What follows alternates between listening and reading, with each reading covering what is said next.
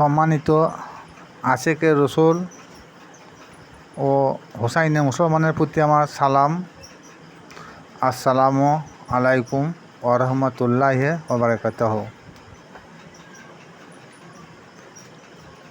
সুফিবাদের মতে ইবাদত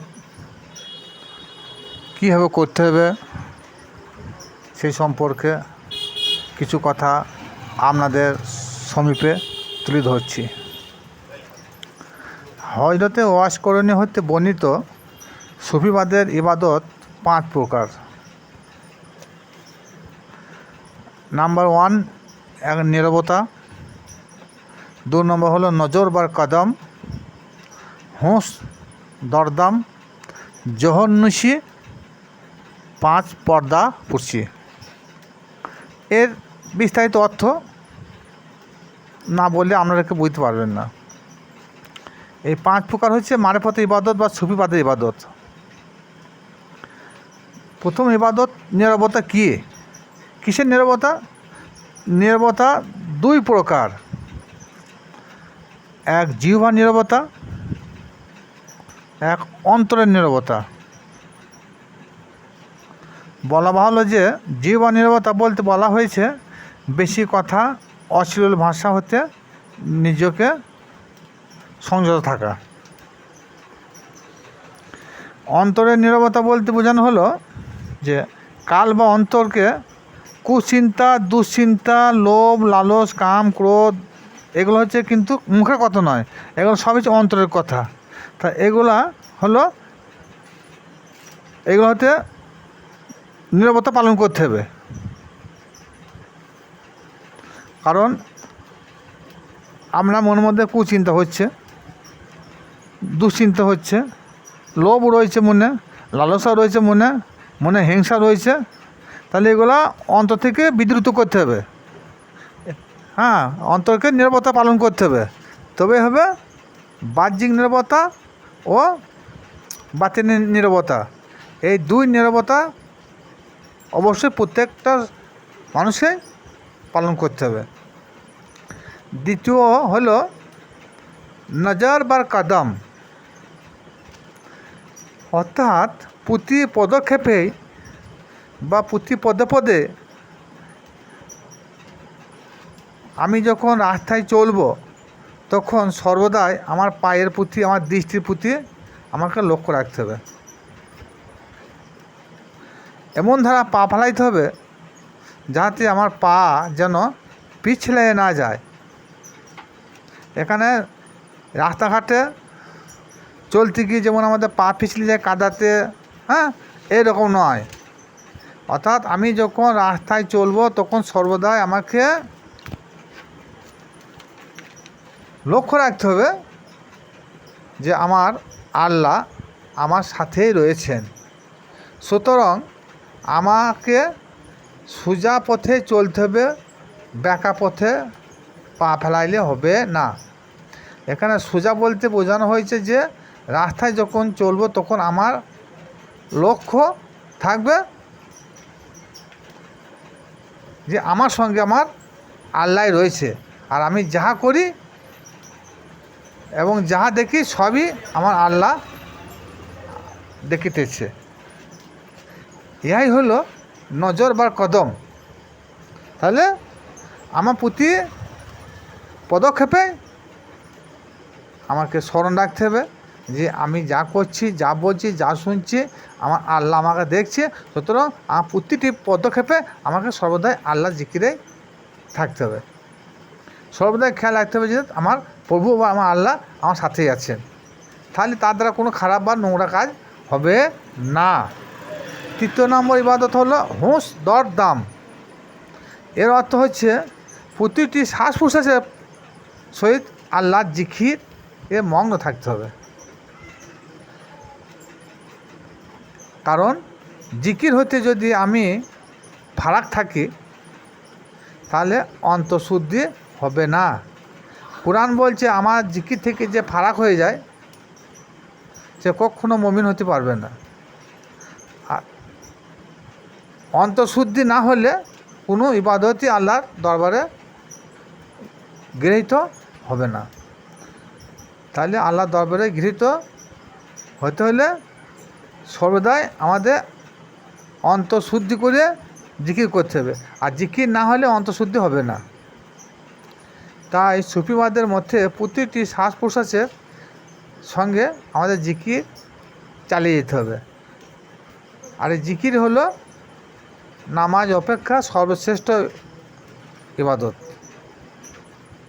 আল কোরআন, এটা সূরা আনকাবুত 45 নম্বর সূরায় আছে যে নামাজ অপেক্ষা জিকির হলো অতি উত্তম, অতি মহান, সর্বশ্রেষ্ঠ। যেমন আরও বলা হয়েছে আলা জিক্রিল্লাহি তাতমাইনাল কুলুব, জিকিরে অন্তরে শান্তি দেয়। হ্যাঁ,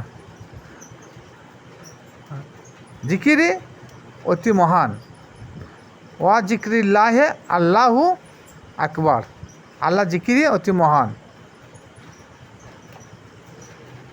আলা বিজিক্রিল্লাহে তাতমাইনাল কুলুব, জিকিরেই অন্তরে শান্তি পাওয়া যায়। টাকাতে শান্তি পাওয়া যায় না, বাড়িতে শান্তি পাওয়া যায় না, ভালো মন্দে কিনে শান্তি পাওয়া যায় না, অট্টালিকা বাড়িতে বাস করে শান্তি পাওয়া যায় না, এসি বাড়িতে বাস করলে শান্তি পাওয়া যায় না, টাকার গদিতে বসে থাকলে শান্তি পাওয়া যায় না। আল্লাহ কোরআনের প্রতি যদি বিশ্বাস থাকে তা আল্লাহ কোরআন বলছে আলা বিজিক্রিল্লাহে তাতমাইনাল কুলুব, আল্লাহ জিকিরেই তোমাদের অন্তরে শান্তি। চতুর্থ নম্বর ইবাদত হলো জোহর নুশি। জোহর নুশি কাকে বলে? জোহর মানে তো বিষ, তাহলে অর্থাৎ বিষ পান করা। এর বিস্তারিত অর্থ হলো যে সর্বপ্রকার আপদ বিপদ মুসিবত যখন আমাদের উপরে আসবে তখন আল্লাহকে সাক্ষী রেখে শপথ ধারণ করতে হবে। যখন আমরা কোনো জমিনে আসমানে প্রতিবেশী মুসিবতে আমরা বিপদগ্রস্ত হব তখন একমাত্র আল্লাহকেই স্মরণ করে ধৈর্য ধারণ করতে হবে বা শপথ ধারণ করতে হবে।